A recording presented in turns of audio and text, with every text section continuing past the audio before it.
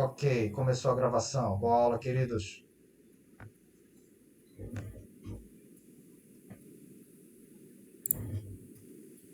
Vamos fazer uma questão, então, sobre isomeria geométrica ou cistrans.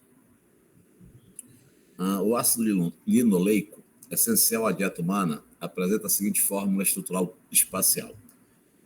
Como é possível observar, as ligações duplas presentes nos átomos de carbono 9 e 12 afetam o formato espacial da molécula. As conformações espaciais nessas ligações duplas são denominadas respectivamente.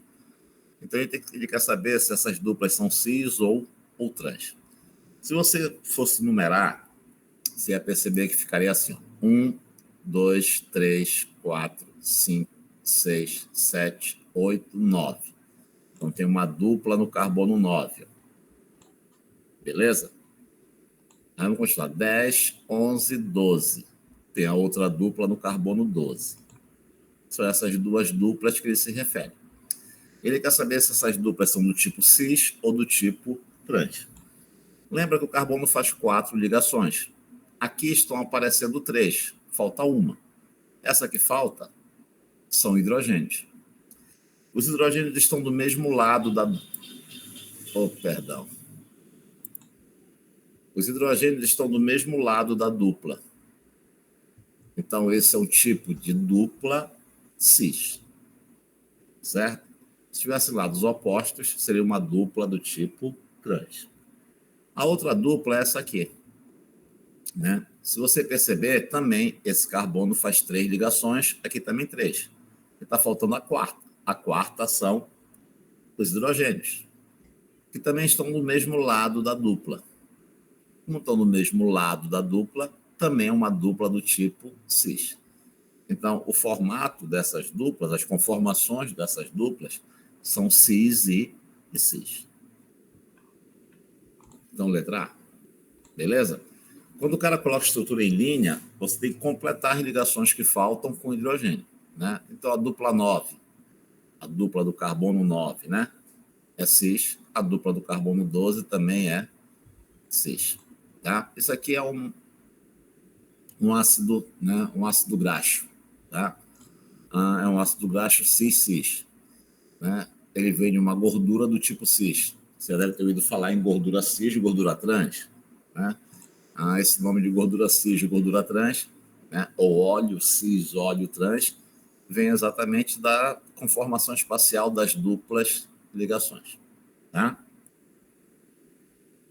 Agora, quando for cadeia fechada, né? A isomeria geométrica cadeia fechada, também chamada isomeria bayeriana, em homenagem a um cientista alemão chamado Adolf von Bayer, daí bayeriana, ela ocorre quando eu tenho a cadeia fechada, não precisa ter dupla, porque a própria cadeia fechada provoca a rotação impedida entre carbonos, e 2 carbonos dessa cadeia fechada devem estar ligados em R1 diferente de R2, R3 diferente de R4. Então, a condição é semelhante na cadeia aberta, só que na cadeia aberta, para eu ter rotação impedida, tem que ter dupla. Na cadeia fechada não precisa. A cadeia fechada já promove uma rotação impedida. Se você olhar aqui, os hidrogênios estão do mesmo lado, né? Estão acima do plano da molécula. O cloro estão abaixo do plano da molécula. Então, do mesmo lado é o isômero do tipo cis.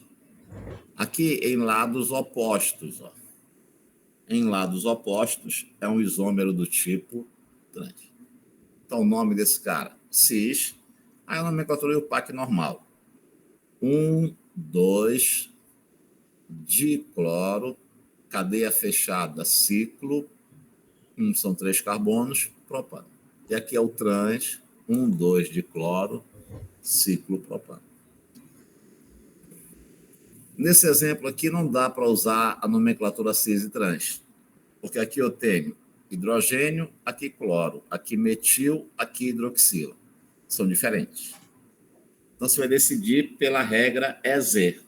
Né? Entre hidrogênio e cloro, quem tem prioridade é o cloro. Como é que eu sei disso? Vai lá na tabela periódica. Número atômico do hidrogênio, 1. Do cloro, 17. Então, o cloro tem prioridade. Entre carbono e oxigênio, o número atômico do carbono é 6. Do oxigênio é 8. 8 é maior, então tem prioridade. Ligantes de maior prioridade do mesmo lado, esse é um isômero do tipo Z. O Z corresponderia, a grosso modo, ao antigo cis. Aqui seria o contrário. Cloro e hidroxila estariam em lados opostos. Então, aqui seria um isômero do tipo E. Beleza? Então, a regra da isomeria geométrica em cadeia fechada é idêntica à regra da isomeria geométrica em cadeia aberta. A diferença é que na cadeia aberta tem que ter dupla. Na cadeia fechada, basta ter a cadeia fechada. 2 carbonos dessa cadeia tem que estar ligado em R1 diferente de R2, R3 diferente de R4. Observe atentamente as estruturas. São isômeros. Se você olhar, aqui, ó, o hidrogênio metil, R1 diferente de R2. Cloro, hidrogênio, R3 diferente de R4. Né? A diferença aqui, ó, hidrogênios em lados opostos e aqui, ó, hidrogênios do mesmo lado. Vão para baixo da molécula. Esse cara aqui é o trans e esse cara aqui é o cis. Esse tipo de isomeria é isomeria geométrica. Segundo a IUPAC, a nomenclatura correta para o composto representado a seguir é... Então, bora numerar. Numerando ficaria 1, 2, 3. Aqui, ó, o hidrogênio está acima do plano da molécula e aqui ele está abaixo do plano. Lados opostos é trans. Né? Então, esse cara aqui é um isômero do tipo trans. Nomenclatura 1, 3, cadeia fechada, ciclo, 5 carbonos, pente, só ligação simples, ano, como é um álcool e tem 2 hidroxilas, diol. Então, a alternativa correta, trans 1, 3, ciclo, pentano, diol. E quais as diferenças, né, entre os estereisômeros geométricos? Né? A gente pode diferenciar esses estereisômeros através das propriedades físicas. Né? Então, eu coloquei os ácidos maleico e fumárico, que foram os primeiros a serem identificados com isomeria geométrica, né? Que são isômeros cis e trans, para você comparar as propriedades. Então, por exemplo, alguns exemplos só. A solubilidade em água. O maleico tem uma solubilidade de 44,1. 44,1 gramas de ácido maleico para cada 100 gramas de água. O fumárico é quase insolúvel, 0,7 gramas de ácido fumárico para 100 gramas de água, provando que são compostos diferentes. Se fossem iguais, se não houvesse a isomeria geométrica, se essa rotação não fosse impedida, eles tinham que ter a mesma solubilidade. O ponto de fusão, o maleico, 144. O fumárico, quase o dobro, 282. O ponto de ebulição, o maleico, 138. O fumárico também, mais que o dobro, 290. Tá? Então, os isômeros geométricos, eles têm propriedades físicas diferentes. Então, se eu quiser identificar quem é o cis, quem é o trans, eu posso usar ponto de fusão, solubilidade, ponto de ebulição, densidade.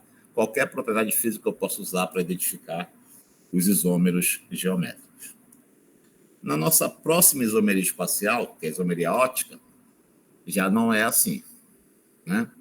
Então, o que é os isômeros, ou o que são os isômeros ópticos? Bom, são moléculas que têm atividade óptica. Aqui, pessoal, é uma série de conceitos, tá?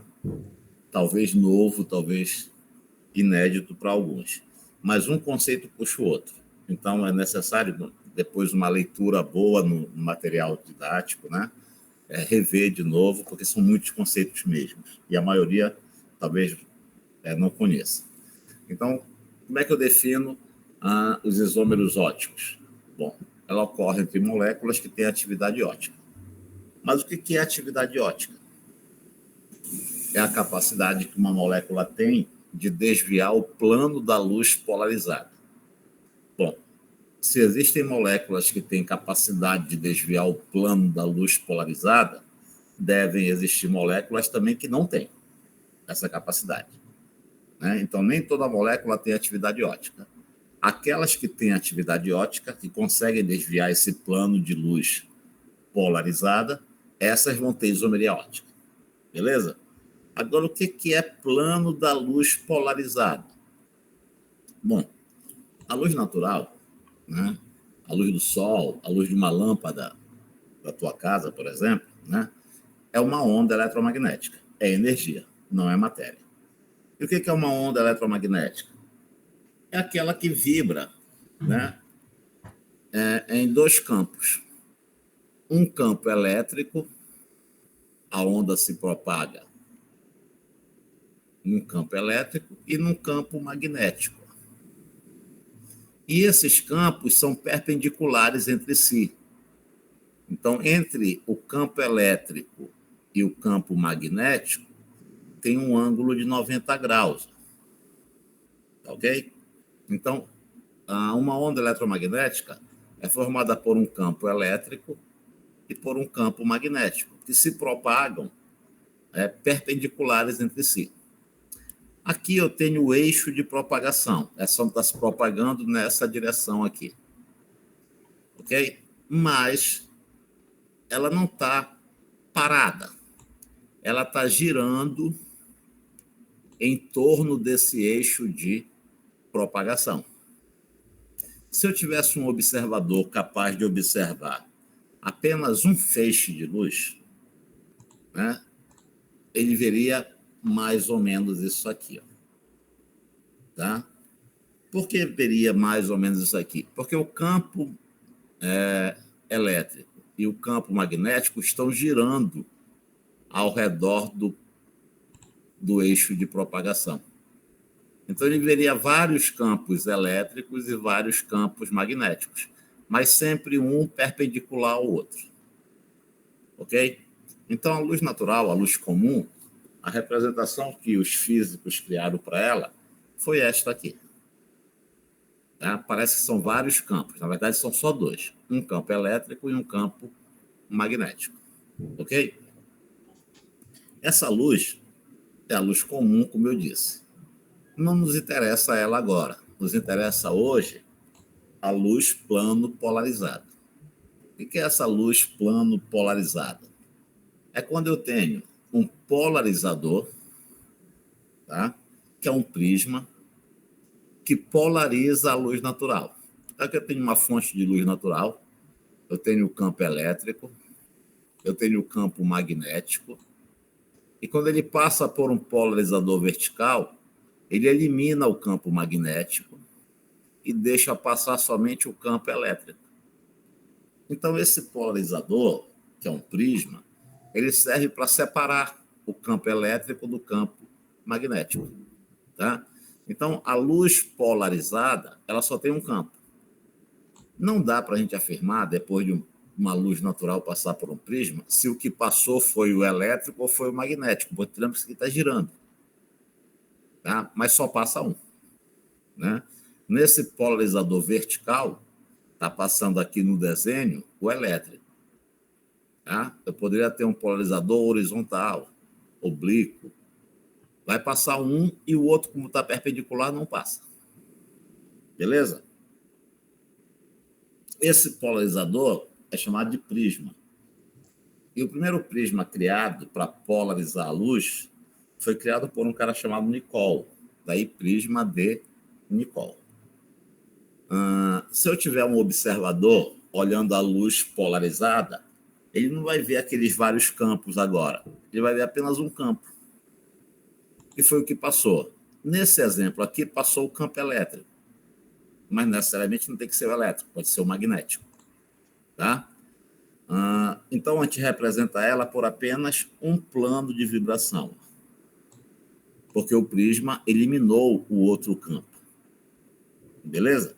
Mas, como eu disse, não dá para afirmar se eliminou o campo elétrico ou o campo magnético. Eliminou um deles, né? Já que essa luz está girando em torno do seu próprio eixo de propagação. Ok? Aqui é o desenho de um prisma de Nicol. O que acontece? O prisma de Nicol é formado por dois cristais. Esses cristais são chamados de espato da Islândia, que é uma variedade de carbonato de cálcio. E esses cristais são colados aqui no meio. Ó. São colados por uma resina. Essa resina é chamada de bálsamo do Canadá. Quando a luz natural incide sobre o prisma, ela começa a desviar o campo elétrico do campo magnético. Tá? De tal forma que vai passar só um campo, ó, e o outro vai ser desviado, vai se perder. Esse raio que se perde, a gente chama de raio ordinário. E o que atravessa todo o prisma, a gente chama de raio extraordinário. É esse que nos interessa. Essa que é a luz plano polarizada. É uma luz natural que atravessa um prisma e a função do prisma é separar o campo elétrico do campo magnético. Beleza? E é essa luz que nos interessa aqui. Existe um equipamento que usa, né, essa técnica de polarizar a luz, chamado de polarímetro. Então, como é que funciona esse polarímetro? Eu tenho uma fonte luminosa, normalmente é uma lâmpada amarela, chamada lâmpada de sódio, que emite uma luz natural. Né? Eu tenho o campo elétrico, eu tenho o campo magnético, está girando aqui. Aí eu tenho um prisma, chamado de prisma polarizador. Depois que a luz natural passa pelo prisma, eu vou ter uma luz polarizada. Só vai passar um campo, o outro campo vai ser desviado. Beleza? Depois desse prisma, eu tenho um tubo, chamado tubo polarimétrico. Dentro desse tubo, eu tenho uma solução com a substância que eu quero analisar. Né? Pode ser, por exemplo, água com açúcar. Tá? Eu quero saber se o açúcar tem atividade ótica ou não, desvia a luz ou não. Quando essa luz polarizada atravessa essa solução, se a substância... Oi? Oi. Eu vou distrair. Alguém desliga... Seu microfone. Na verdade, foi o nenê do. Aí o. Aí, Tá bom, é só desligar para a gente continuar. Consegui desativar o microfone dele. Então, vamos lá. Quando a luz que foi polarizada pelo prisma atravessa a substância que eu quero analisar, se essa substância tiver atividade ótica, ela consegue desviar o plano de vibração da luz. Então, a luz que estava vertical, ela foi desviada de um determinado ângulo, que nós chamamos de ângulo alfa. Depois do tubo polarimétrico, eu tenho um outro prisma, chamado prisma analisador. Esse é o polarizador, esse é o analisador. E eu tenho o observador. Então, o observador consegue saber qual foi o ângulo que a luz foi desviada. Tá? Por quê? Porque esse prisma aqui, ele é giratório. Então, eu consigo ir girando e sabendo até onde ela foi desviada para eu saber qual foi esse ângulo aqui. No caso, desviou para a direita de um ângulo que eu chamei de alfa aqui. Na prática, esse é um polarímetro. Tá? Um polarímetro analógico. Então, aqui eu tenho a fonte de luz, tem uma lâmpada aqui, né? Ela vai emitir luz natural. Bem aqui eu tenho um prisma. que é o prisma polarizador. Esse prisma aqui, hoje o negócio está bacana aqui. Essa minha caixa é a Janja. Janja! É a Janja. Esse meu prisma aqui é o prisma polarizador. Então, quando a luz natural atravessar aqui, vai transformar ela em luz polarizada. Bem aqui eu tenho o tubo. Isso aqui tem uma abertura, tá? A gente abre isso aqui, levanta, e aqui tem um tubo. Aí coloca o tubo aqui dentro, com a substância que eu quero analisar. Aqui eu tenho outro prisma. E aqui fica o observador olhando.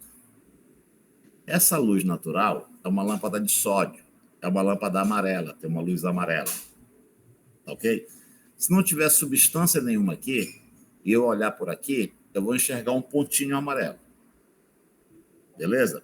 Se eu colocar uma substância aqui e essa substância desviar o plano da luz, quando eu olhar aqui, eu vou enxergar tudo escuro. Aí como é que eu vou saber para que lado desviou? Eu vou girando aqui, ó. À medida que eu giro aqui, esse prisma que está aqui dentro vai girando. E eu vou girar até eu encontrar a luz, ou para a direita, no sentido horário, ou para a esquerda, no sentido anti-horário. E aí, até eu encontrar a luz, eu vejo quantos graus eu girei. E eu descubro qual foi o ângulo desviado. Vamos mostrar mais uma foto aqui. Ó. Aqui, ó. Aqui é a fonte de luz amarela. Né? Aqui está o prisma polarizador.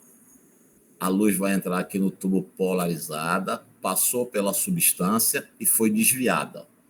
O observador enxerga tudo preto. Aí ele vai pegar isso aqui e vai girando.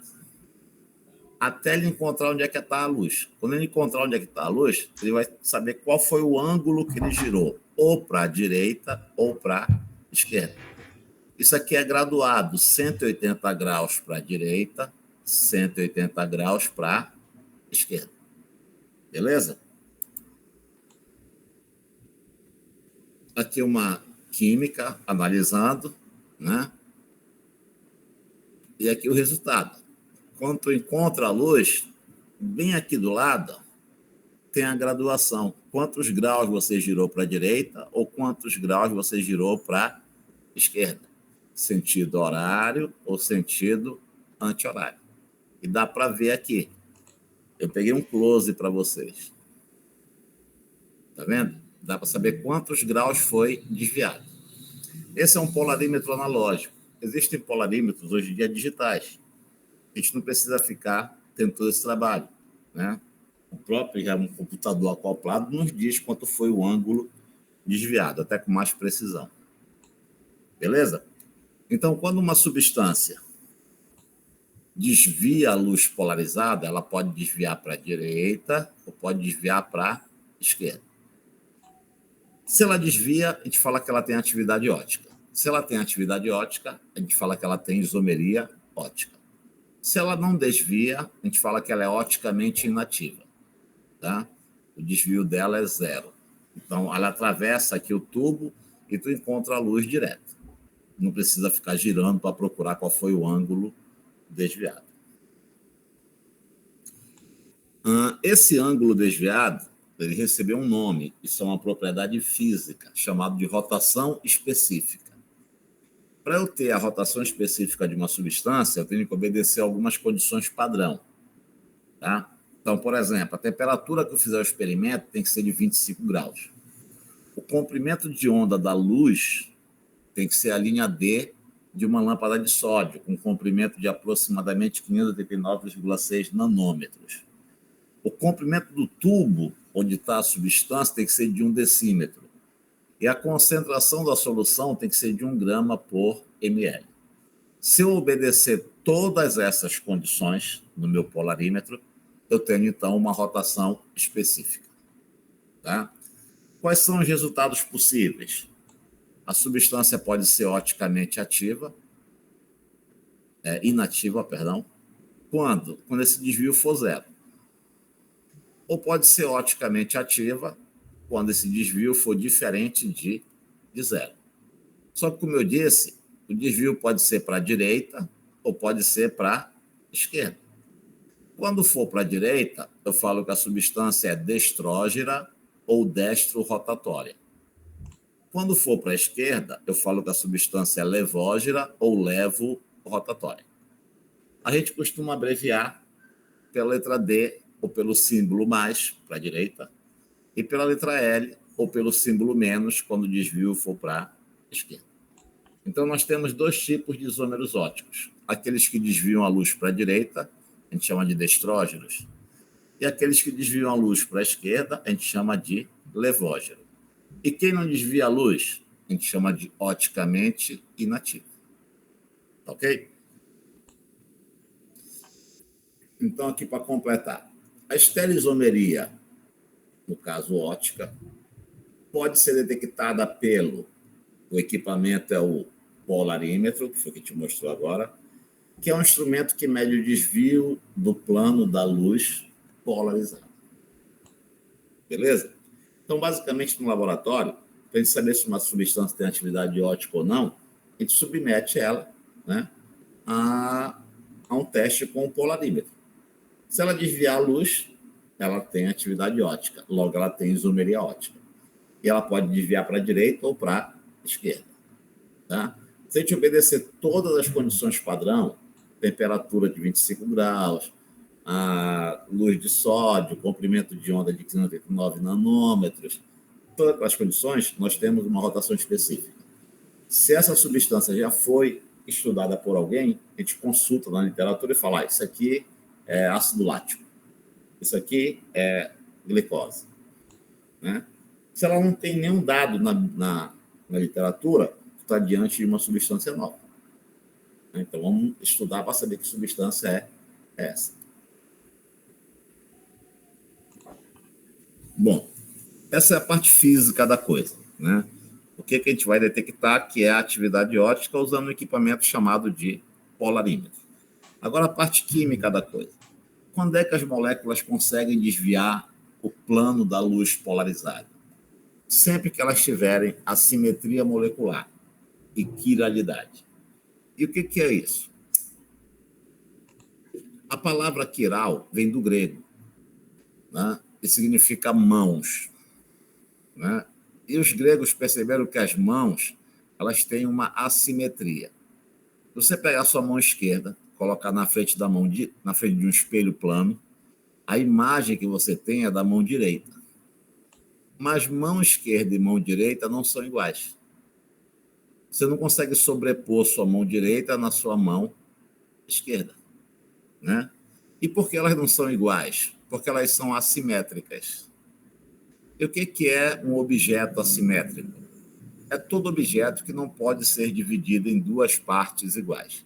Você não consegue cortar a sua mão em duas partes iguais. Quando eu falo cortar, é um corte imaginário. Se você cortar aqui na horizontal, não forma duas partes iguais. Se você cortar aqui na vertical, também não. Porque os teus dedos não são iguais, são de tamanhos e formatos diferentes. Se você cortar na diagonal, também não forma partes iguais. Ou seja, a tua mão não tem um plano de simetria. Como ela não tem um plano de simetria, ela é assimétrica. E todo objeto assimétrico tem quiralidade. O que é quiralidade? É a propriedade que o objeto, no caso a mão, e a sua imagem do espelho não são iguais. Não são sobreponíveis. Agora imagine uma borboleta. As borboletas têm um plano de simetria. As asas do lado esquerdo são exatamente iguais às asas do lado direito. Então, se você passar um plano de simetria aqui, você divide a borboleta em duas partes iguais. Significa que se você colocar uma borboleta no espelho, a imagem é exatamente igual ao objeto. É um objeto aquiral, não tem quiralidade. Eles se sobrepõem um ao outro. Mas se você pegar a sua mão e tentar dar um plano de simetria para ela, não existe. Você não consegue dividir a mão em duas partes iguais. Então, uma mão na frente de um espelho plano, uma mão esquerda, na frente de um espelho, a imagem é a mão direita. E mão esquerda e mão direita são quirais. Ou seja, não são sobreponíveis, não são iguais. Bom, esse é o conceito de assimetria e de quiralidade. Agora, imagina isso numa molécula. Se uma molécula for assimétrica, ela vai obedecer às mesmas leis que nós estamos falando para a mão, para a borboleta. E quando é que uma molécula é assimétrica?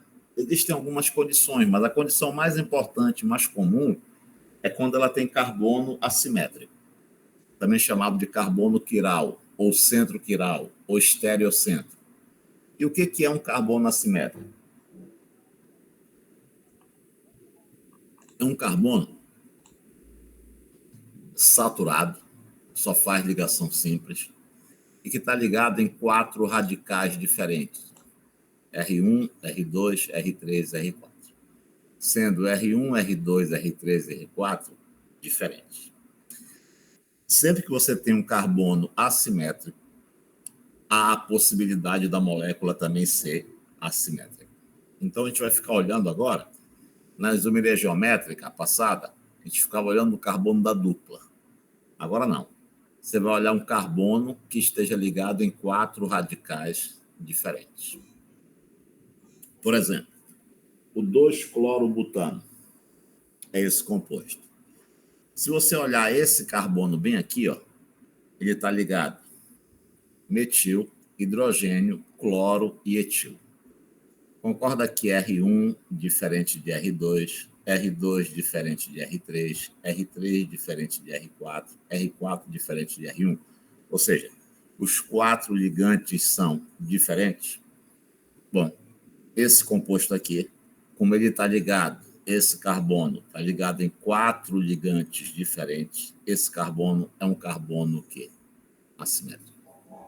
Beleza? Esse aqui não é. Porque esse aqui está ligado em 3 hidrogênios, são iguais. Esse aqui não é. Porque está ligado em 2 hidrogênios, são iguais. Esse aqui também não é. Porque está ligado em 3 hidrogênios, são iguais. O único assimétrico é esse bem aqui. Ok? Então, quando você for atrás do carbono assimétrico, esquece CH3, esquece CH2. Estão ligados em ligantes iguais. E tem que ser os 4 ligantes o quê? Diferentes. Um exemplo de carbono assimétrico em cadeia fechada. Aqui eu tenho 3-metil-ciclobuteno. Tá? É esse cara aqui. 3-metil, cadeia fechada ciclo, 4 carbonos but, tem uma dupla buteno. Esse carbono aqui, ó, ele é assimétrico. Quando a cadeia for fechada, você vai pensar assim, ó, ele está ligado em hidrogênio, beleza? Está ligado em metil, beleza? Aí aqui para cima, ele está ligado no carbono 4,1,2. 4,1,2. E aqui para a esquerda, ele está ligado no carbono 2,1,4. 2,1,4. Se você ligar, se você prestar atenção, hidrogênio é diferente de metil, metil é diferente de CH2CH, e CH2CH é diferente de CH. Então, os 4 ligantes também são o quê? Diferentes. Então, pode ter carbono assimétrico em cadeia aberta, assim como pode ter carbono assimétrico em cadeia fechada. A condição é só uma. Eu tenho que ter um carbono que esteja ligado em 4 ligantes diferentes. Beleza?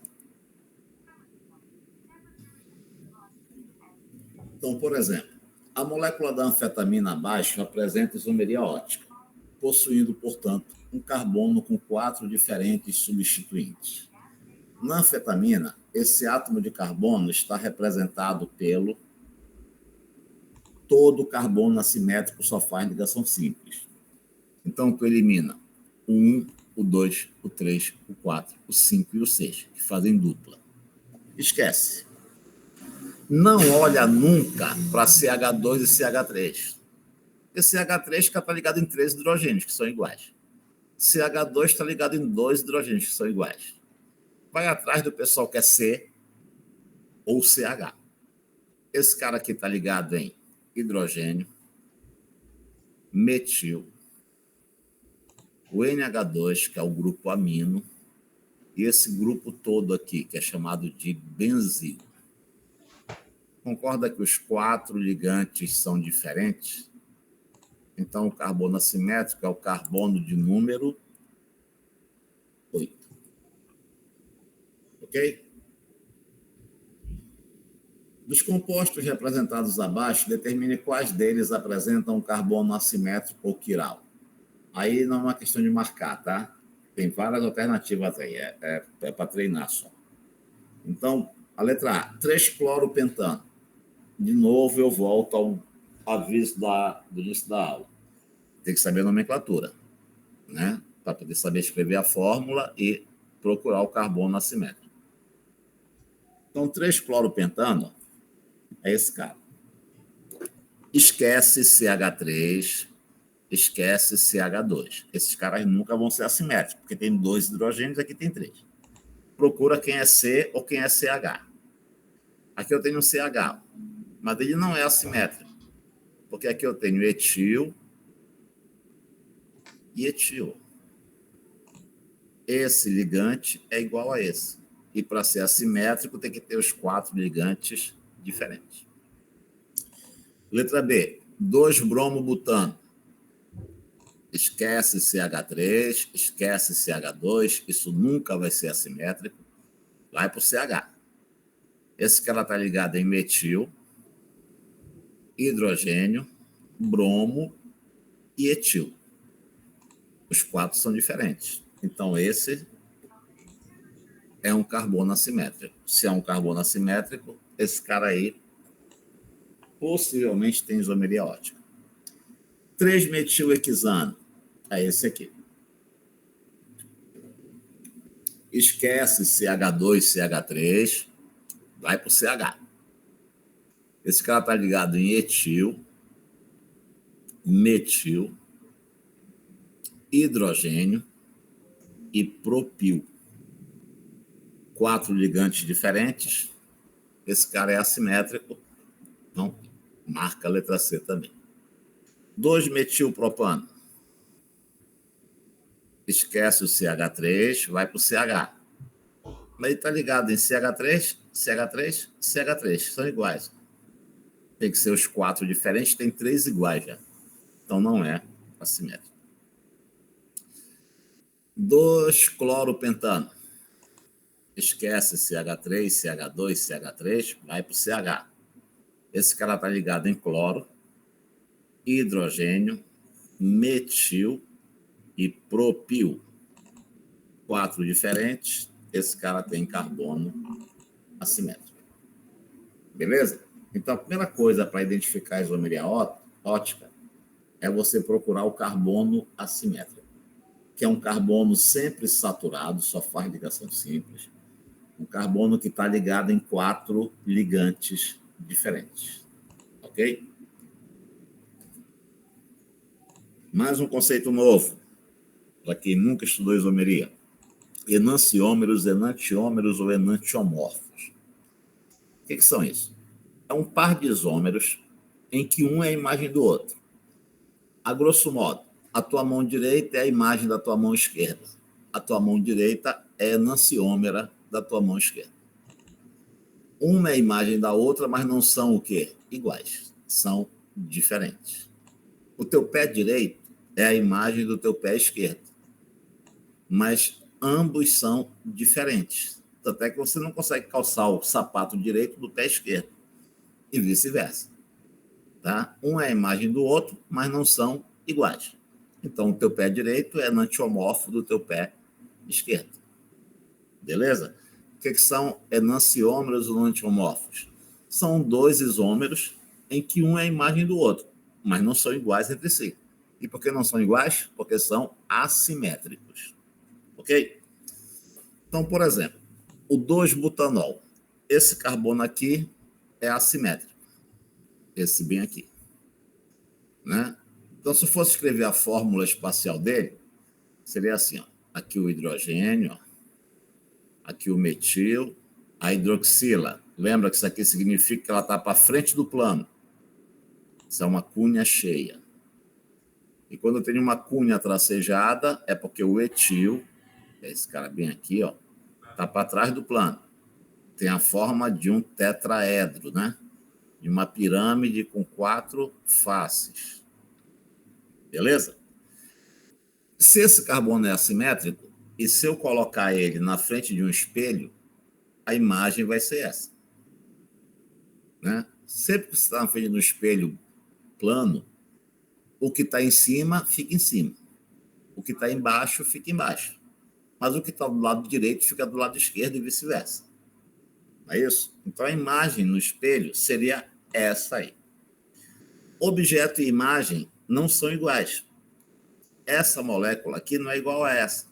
Igual a tua mão direita não é igual a tua mão esquerda, mesmo que uma seja a imagem da outra em um espelho. Então, aqui eu tenho duas moléculas diferentes, em que uma é a imagem da outra, e que são isômeras. Então, aqui eu tenho um par de enantiomorfos. Beleza? Então, o que são enantiomorfos? São isômeros óticos, em que um é a imagem do outro. E como é que eu sei que eu tenho enantiomorfos? Porque esse cara tem um carbono assimétrico. Beleza? Se eu fosse, na prática, provar que eles são diferentes, eu pegava esse composto aqui e colocava no polarímetro, que é o aparelho que mede isso. Se eu colocasse esse composto aqui no polarímetro, o ângulo desviado ia dar 13,52 graus para a direita. Se eu colocar o isômero dele, o enantiomorfo dele, no polarímetro, o ângulo desviado, olha quanto é que ia dar. Numericamente o mesmo valor, só que para a esquerda. Toda vez que eu tenho um par de isômeros óticos, um à imagem do outro, e eu coloco eles no polarímetro, eles têm atividade ótica, eles desviam a luz. Só que um desvia para a direita e o isômero desvia para a esquerda. E o mesmo valor. Beleza? Se não tivesse carbono assimétrico e eu pegasse a substância e colocasse no espelho, ele seria igual à própria imagem. E se eu colocasse a substância no polarímetro, o desvio seria 0. Só tem atividade ótica quem tem assimetria. E vai ter assimetria os compostos que têm carbono assimétrico. Ok? Bom, só que imagina tu ficar desenhando os enantiomorfos com todas as ligações na geometria espacial. Ligação no plano, ligação para frente do plano, ligação para trás do plano. Veio um alemão chamado Emil Fischer, que ele criou um negócio mais simples. Em vez de escrever dessa forma aqui, ó, tu pode escrever assim, ó, como se fosse uma cruz. Tá? Em negrito, as ligações estão para frente do plano. Em tracejado, as ligações estão para trás do plano. Então, se tu escrever o mesmo composto usando as projeções de Fischer, fica mais fácil de fazer o desenho e mostrar o isômero dele, o enantiomorfo dele, no espelho. Lembra que quando tu te olha no espelho, o que está na vertical continua. Quem está em cima fica em cima, quem está embaixo fica embaixo. O que muda é na horizontal. Quem está do lado esquerdo vai para o lado direito, quem está do lado direito vai para o lado esquerdo. Então, aqui eu tenho um par de enantiomorfos, esse mesmo aqui. Depois de um tempo, as projeções de Fischer foram simplificadas mais. E é comum tu encontrar em prova elas escritas assim, ó, sem precisar fazer a cunha cheia e a cunha tracejada. Faz só uma cruz. Aqui no centro da cruz está o carbono assimétrico. Quem está em cima continua em cima, quem está embaixo continua embaixo, quem está na direita vai para a esquerda, quem está na esquerda vai para a direita. Tá? Em provas discursivas, já houve uma época em que os vestibulares tinham questões discursivas, o cara pedia desenhos enantiomorfos. A gente desenhava assim, faz uma cruz, coloca os 4 radicais, simula um espelho e faz a imagem no espelho dele. Ok? O exercício. Diga se os compostos abaixo são quirais. Se forem, desenhe os enantiômeros. Então, eu tenho aí 6 compostos. Para ser quiral, tem que ter carbono assimétrico. Né? Aqui é CH2, CH2, CH3. CH2, CH2 e CH3 nunca são assimétricos, porque tem 2 hidrogênios ou 3. Aqui eu tenho CH2, CH, CH3, CH3. CH2 não é, CH3 não é, CH3 não é. E o CH, esse aqui? Também não é, porque está ligado em CH3 e CH3 aqui, que são iguais. Aqui eu tenho um C ligado em CH3, CH3, CH3. Também não é. Mas aqui é. Aqui eu tenho um CH ligado em hidrogênio, o cloro, o metil e o etil. Então, esse cara aqui é. Então, para esse, tu vai desenhar os enantiômeros. Né? A prova hoje em dia não é mais discursiva, mas pode vir desenhado na prova. Então, como é que tu vai fazer? É só fazer a cruz, tá? Aí tu coloca os 4 ligantes diferentes. Aqui, o cloro. Aqui é CH, então tem o hidrogênio. Aqui é CH3, é o metil. E aqui CH2, CH3 é o etil. E qual a ordem que eu coloco? Qualquer uma, não tem problema. Pode colocar o cloro aqui em cima, o etil aqui, o metil aqui embaixo, o hidrogênio para cá. Escolhe a ordem que tu quiser. No caso, a ordem que estiver escrita na prova. O problema é o espelho. Pensa no espelho. Se a ordem escrita foi essa, lembra, quem está em cima continua em cima, quem está embaixo continua embaixo, quem está na direita vai para a esquerda, e quem está na esquerda vai para a direita.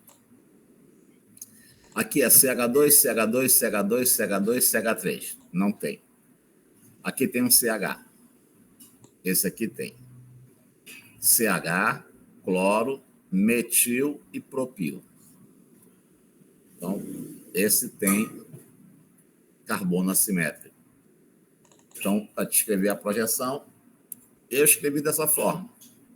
Hidrogênio, aqui é CH, o cloro, o metil e aqui o propil.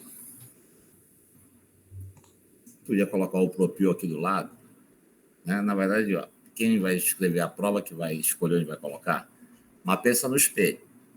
O que está em cima continua em cima, o que está embaixo continua embaixo, o que está na direita vai para a esquerda, o que está na esquerda vai para a direita. Só muda aqui na horizontal. Beleza? Aqui não tem carbono assimétrico, porque aqui é etil e etil, são iguais. Cadeia fechada. Lembra que o cara tem isomeria, carbono assimétrico e cadeia fechada? A gente já mostrou esse exemplo. Como é que eu escreveria os enantiomorfos? Né? Faz uma cruz na cadeia fechada. E aí, o que está para cima continua para cima, o que está na direita vem para a esquerda, o que está na esquerda vem para a direita, o que está para baixo continua para baixo.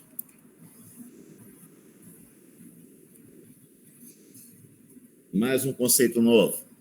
Diastereisômeros ou diasterômeros. Os enantiômeros são isômeros óticos em que um é a imagem do outro. Os diastereisômeros são isômeros óticos em que um não é a imagem do outro. Quando acontece isso? Quando eu tenho mais de um carbono assimétrico. Se você olhar, esses 2 carbonos que estão em vermelho, eles são assimétricos, os 2. O primeiro está ligado em metil, hidrogênio, hidroxila e tudo isso aí. 4 ligantes diferentes. O segundo está ligado em metil, bromo, hidrogênio e um ligante maior aí. Então, agora eu tenho 2 carbonos assimétricos. O que acontece quando eu tenho 2 carbonos assimétricos? Acontece isso aqui, ó. A gente tem que escrever os 2 carbonos assimétricos. Precisa 2 cruzes. Esse carbono assimétrico aqui é esse bem aqui, ó.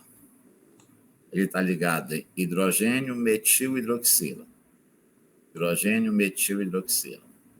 Esse carbono assimétrico é esse bem aqui, ó. Ele está ligado em hidrogênio, metil e bromo. Hidrogênio, metil e bromo. Beleza? Qual ordem que eu coloco, professor? A ordem que você quiser.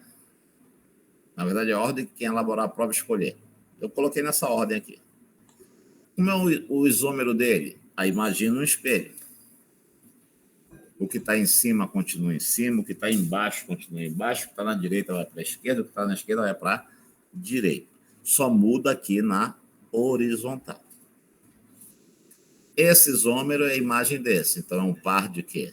De enantiomorfos. Só que existem mais duas possibilidades. São essas aqui, ó. Aqui eu coloquei hidrogênio do mesmo lado. Aqui eu coloquei em lados opostos. Já é uma nova substância. Não é igual a esta, nem igual a esta. E se eu fizer a imagem dela, tem uma quarta substância. Aqui eu tenho mais um par de enantiomorfos. Enantiomorfos são isômeros em que um é a imagem do outro. Agora uma pergunta. Concorda que este cara aqui, ó, é isômero deste e isômero deste? Por que isômero? Porque tem a mesma fórmula bruta. Mas este cara aqui não é a imagem deste. São isômeros entre si, tem o mesmo número de carbonos, de hidrogênios, de oxigênio, de bromo, mas um não é a imagem do outro. Quando eu tenho isômeros óticos em que um não é a imagem do outro, eu tenho diastério isômeros. Então, se você pegar esse com este ou este com este e este com este, são isômeros, que é a mesma fórmula bruta, mas não são imagens entre si. Quando eu tenho estereoisômeros que não são imagens entre si, eu tenho o que nós chamamos de diastéreoisômeros. Então, se eu numerasse aqui, por exemplo, 1, 2, 3, 4, 1 e 2 são enantiomorfos. 3 e 4 são enantiomorfos. Um é a imagem do outro. Agora, 1 e 3, diastereoisômeros. 1 e 4, diastereoisômeros. 2 e 3, diastereoisômeros. 2 e 4, diastereoisômeros. Isso só vai acontecer quando a molécula tiver mais de um carbono assimétrico. Se tiver só um carbono assimétrico, eu tenho só um par de enantiomorfos. Se eu tiver 2 carbonos assimétricos, eu vou ter 4 isômeros óticos. 2 pares de enantiomorfos e várias combinações de diastereoisômeros. E se for cadeia fechada? Eu tenho 2 carbonos assimétricos aqui, ó. Tá? Carbono 1 e o carbono 2. Aqui eu tenho um caso simultâneo de isomeria ótica e isomeria geométrica. Esse cara aqui é o cis, né? Se eu colocar ele na frente de um espelho plano, eu vou ter um isômero dele que é cis também. Só que um vai ser destrógeno, o outro vai ser levógeno. Ou seja, eu tenho um par de enantiomorfos. Tem alguém me chamando? Está dando um Eu acho que barulhinho? o estudante Douglas levantou a mão. Eu não consigo ver quem levanta a mão. Eu estou na... Deixa eu só concluir isso aqui. Perfeito, Já falo perfeito. com todos.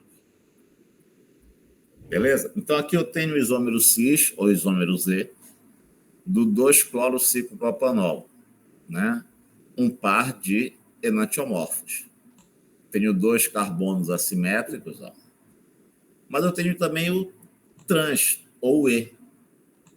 Se eu colocar na frente de um espelho plano, também vou ter o enantiomorfo dele, né? Lembra, o que está em cima continua em cima, o que está embaixo continua embaixo, mas o que está na direita fica na esquerda. E o que está na esquerda vai para a direita. Então, é um caso simultâneo de isomeria ótica com isomeria geométrica. Se eu numerasse 1, 2, 3, 4, 1 e 2 enantiomorfos, 3 e 4 enantiomorfos. Mas se eu chamar 1 e 3 de astéreoisômeros, porque o 1 não é a imagem do 3. Beleza? Aqui seria um exercício, né? Faça as fórmulas espaciais, projeções de Fischer, dos enantiômeros possíveis para os compostos abaixo. Como eu disse, nossas provas não são mais discursivas, mas pode ter uma questão mostrando os enantiômeros que você vai ter que identificar se um é ou não a imagem do outro. Então, por exemplo, o ácido lático. Esse carbono aqui é assimétrico. Então, para fazer os enantiomorfos, faz uma cruz, aí coloca os 4 ligantes diferentes. Hidrogênio, metil, hidroxila e carboxila. Que ordem? Uma ordem que o cara escolheu na prova, não tem problema. Tem que olhar para o espelho. O que está em cima permanece em cima, o que está embaixo permanece embaixo, o que está na direita vai para a esquerda, e o que está na esquerda vai para a direita. 3-metilciclopentanona. Esse carbono bem aqui é assimétrico. Então, a gente escreve ele assim, ó. Está aqui o carbono assimétrico, né? O que está em cima continua em cima, o que está embaixo continua embaixo, mas o que está na direita vai para a esquerda. A cadeia toda aqui que está do lado esquerdo vai para a direita. Beleza? Eu acho que meu tempo está esgotado, né? Ô senhora aqui, deixa eu ver aqui. 1h30. É 21h30, né?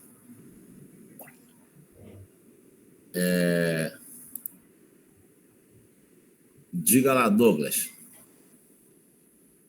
Foi o Douglas que chamou? Sim, o Douglas que havia chamado. Pode falar, Douglas.